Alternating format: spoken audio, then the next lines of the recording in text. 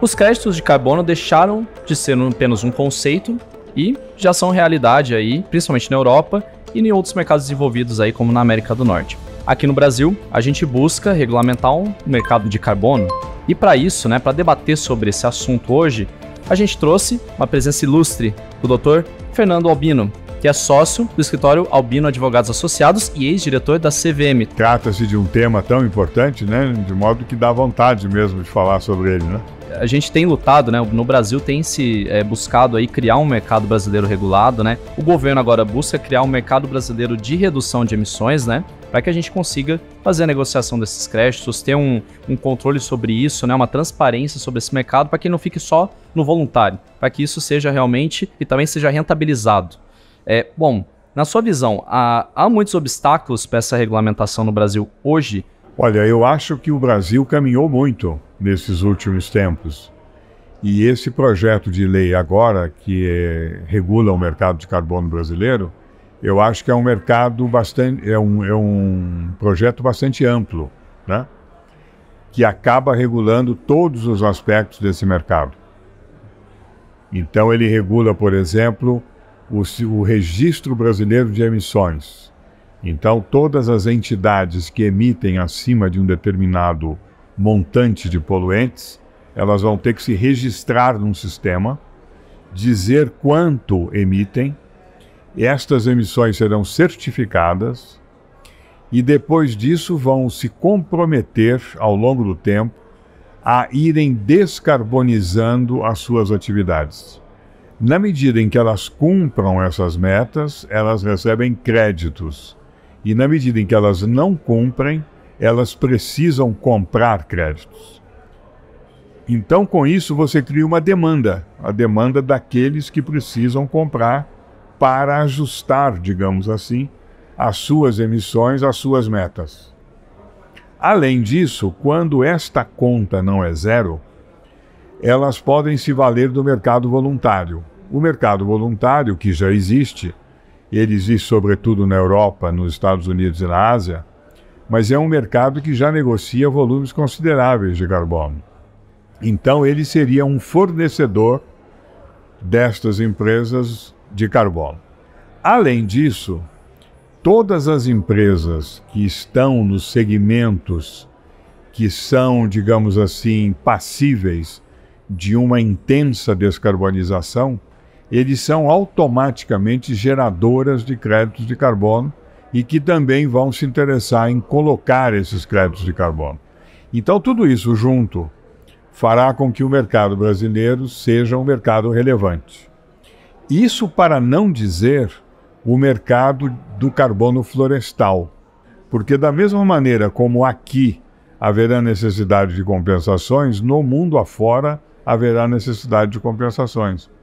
E estas compensações, dentro de um determinado sistema regulado, podem ser fornecidas pelo Brasil. O que significa que o Brasil será, sem sombra de dúvida, um grande produtor de carbono, da mesma maneira como é produtor de soja, como é produtor de algodão e de tantos outros produtos. Tá certo. E hoje, com o senhor, com a visão que o senhor tem hoje, do panorama atual, dá para ver uma predisposição realmente, agora da esfera pública como um todo, um interesse maior nesse assunto, A gente, obviamente, viu nos últimos anos como a sustentabilidade ganhou de vez a pauta empresarial, Isso passou a ser importante. Mas hoje o senhor vê que a esfera pública como um todo está engajada nisso, de forma geral mesmo? Eu acho que está, e este projeto é um exemplo disso.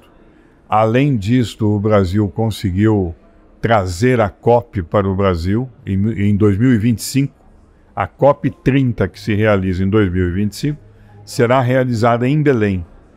E será a primeira vez que uma COP está na floresta amazônica, Além disso, os governadores do Norte, que reúnem 9 estados, criaram uma associação, enfim, um grupo de governadores, e têm atuado muito no sentido de regularizar a terra no Brasil. Isso é um problema sério no Brasil, esse é um gargalo do Brasil. Regular a terra significa o quê? Significa dar a propriedade a quem é o dono da terra. E isso pode ser um indígena, isso pode ser um poceiro que lá está há muito tempo, isso pode ser uma população ribeirinha que está lá há muito tempo, como isso, na maioria das vezes, são aqueles proprietários que têm a terra. Mas até a benefício desses proprietários, é interessante que tudo isso esteja regularizado. E hoje, com o georreferenciamento, com o controle de satélite, inteligência artificial e toda essa tecnologia, você tem meios de rapidamente fazer essa regularização.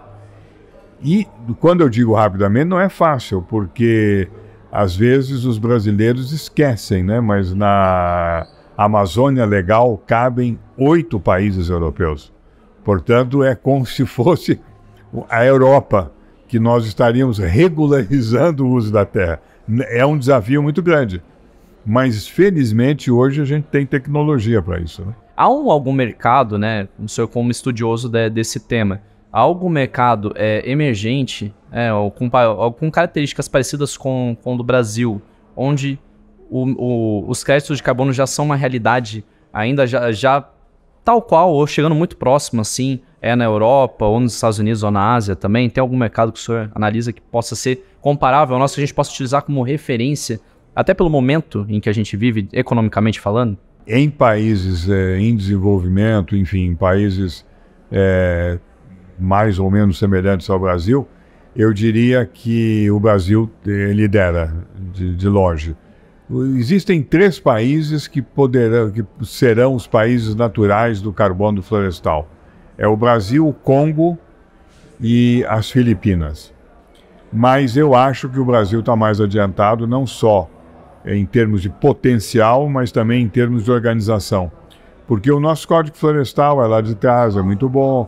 A nossa Lei de Política Nacional do Clima é lá de trás, é muito boa. Além disso, você tem a lei que está sendo votada agora. Então, tudo isso é um arcabouço assim, legal, forte, né? E que faz com que o Brasil tenha realmente essa possibilidade de, dentre os países emergentes, ser aquele que vai liderar o mercado de carbono. Além dos créditos em si, né, a redução de emissões de carbono, seja por parte das empresas, seja por parte de qualquer outra instituição, elas podem gerar ainda os green bonds, né, que são os títulos que são lastreados nesse tipo de atividade. Há outras operações ou instrumentos aplicáveis ao mercado financeiro que o senhor enxerga aqui possam vir a utilizar também a redução de emissões como um lastro? Então, a redução de emissões pode gerar mais instrumentos para movimentar o mercado financeiro, na sua visão, hoje, claro? Eu acho que sim, eu acho que temos um mundo aí pela frente, viu? Se você imaginar... Porque você tem que fazer uma distinção entre o carbono, enquanto elemento químico, estocado na floresta. Existe nesta mesa o carbono, existe no nosso corpo o carbono, ou seja, ele é um elemento químico, isso é uma coisa. A outra coisa completamente diferente é o crédito de carbono, que é uma criação jurídica. Eu digo, você reduzindo a sua poluição ou a sua emissão, você pode emitir créditos de carbono. Isso é um direito que eu lhe dou e, na realidade, isso é um papel, é um título. E como todo papel, todo título, negociável em mercado. Então, se você imaginar isso, as empresas de resíduos, elas são altamente geradoras de carbono. As empresas de energia, geradoras de carbono. Todas as empresas que descarbonizam, geradoras de créditos de carbono. Portanto, o mercado financeiro, com a sua inventividade, com a sua dinâmica, ele pode fazer diferentes contratos disso. Você pode ter, nas empresas seguradoras, por exemplo, o carbono como hedge. Porque hoje em dia, por incrível que pareça, a maior parte dos sinistros, como se fala no seguro, né? Dos sinistros para o agronegócio decorrem de variações climáticas. Então você pode ter um título de origem climática fazendo um hedge nas reservas técnicas de seguradora. Ou seja, aí é o mercado financeiro com a sua pujança, vamos dizer, que começa a imaginar situações e imaginar soluções.